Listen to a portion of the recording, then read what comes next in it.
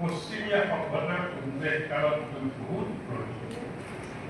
ইয়াতকৈ কেইবা শতিকাও প্ৰাচীন এছিয়া মহাদেশ আৰু ইয়াত বিকাশ লাভ কৰা সভ্যতাসমূহে প্ৰকৃতাৰ্থত বৃত্তান্তিক কল্পকাহিনী, যাক আমি এতিয়া নভেল বুলি কৈছোঁ, তাৰ প্ৰকৃত জন্মভূমি বা মাতৃভূমি পশ্চিম নহয়, এছিয়াৰ সভ্যতাবোৰে এই বৃত্তান্তিক কলা বা নেৰেটিভ আৰ্ট ফৰ্ম, যাৰ মডাৰ্ণ ৰূপটো আধুনিক ৰূপটো আমি উপন্যাস হিচাপে পাইছোঁ, তাৰ আৰম্ভ।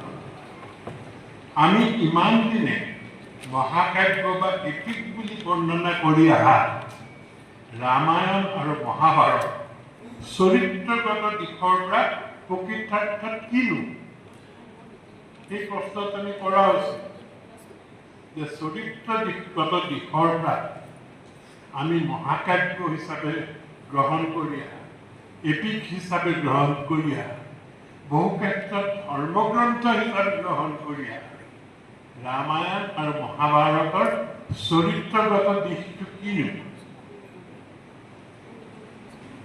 মহাকাব্য বা এপিক বুলি কৈ আমি তাক বৃত্তান্তিক কল্পকাহিনীৰ পৰা সুকীয়া এক গোটক সীমাবদ্ধ কৰি ৰাখিব বিচাৰিছোঁ নেকি? এইবোৰ ধৰ্মমূলক আখ্যান বুলি এইবোৰক কল্প সাহিত্যৰ ঐতিহ্যৰ পৰা নিলগাই ৰাখিব বিচাৰিছোঁ নেকি? ভাৰতৰ কল্পনাশ্বৰী বৃত্তান্তিক কলাত ফিকশ্যনেল নেৰেটিভ আৰ্ট ফৰ্মৰ আৰম্ভণিৰ ঐতিহ্য যে ৰামায়ণ আৰু মহাভাৰত, সেই কথাটো যেন আমি পাহৰি গৈছোঁ। সঁচাকৈ ৰামায়ণ আৰু মহাভাৰত হ'ল এক অতি বৃহৎ পৰিসৰৰ বৃত্তান্তিক কল্পকাহিনী, নেৰেটিভ ফিকশ্যন। হিন্দু ধৰ্মাৱলম্বীসকলৰ পবিত্ৰ গ্ৰন্থ, ধৰ্ম গ্ৰন্থ হিচাপে ইয়াক গ্ৰহণ কৰিলেও সমগ্ৰ পৃথিৱীৰ সাহিত্যত আৰু বৌদ্ধিক জগতত ইয়াক কিন্তু এক ফিকশ্যনেল নেৰেটিভ হিচাপে গ্ৰহণ কৰা হৈছে।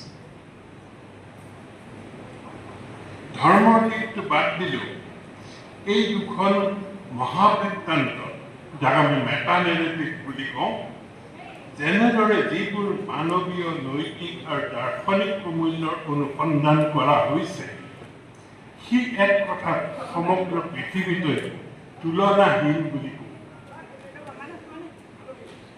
লোভ, মোহ, কাম, ক্ৰোধ, হিংসা, আক্ৰোশ, বীৰত্ব, কাপুৰুষতা, বহুমাত্ৰিক মানৱীয় সম্পৰ্ক আৰু ৰাজনৈতিক দৰ্শন প্ৰতিটো দিশৰ পৰা অতি অভাৱনীয়ভাৱে সমৃদ্ধ এই দুখন মহাগ্ৰন্থ। মইতো ক'ব বিচাৰোঁ যে এয়া মাদাৰ অফ অল নভেলছ, সকলো উপন্যাসৰ জননীস্বৰূপ এক মহাগ্ৰন্থ। সেয়ে আজিৰ উপন্যাসৰ সৃষ্টি প্ৰতিটো ভাৰতীয় ভাষাতে নিৰৱচ্ছিন্ন হৈ আহিবলৈ ধৰিছে আৰু দেখিব বহু ভাৰতীয় ভাষাত মহৎ উপন্যাসৰ সৃষ্টি হৈছে এই দুখন ধৰ্মগ্ৰন্থৰ বিভিন্ন কল্পকাহিনীৰ আলম।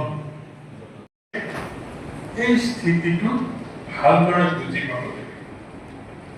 এক বৃত্তান্তিক কলা বা নেৰেটিভ আৰ্ট ফৰ্ম হিচাপে, এক কল্পনাশ্বৰী কাহিনী বিন্যাস হিচাপে উপন্যাসৰ যুগটো পশ্চিমীয়া সভ্যতাৰ উন্মেষ কালতকৈও বহুত পুৰণি। কি হিচাপে পুৰণি?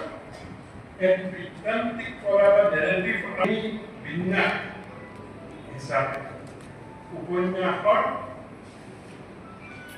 আৰম্ভণি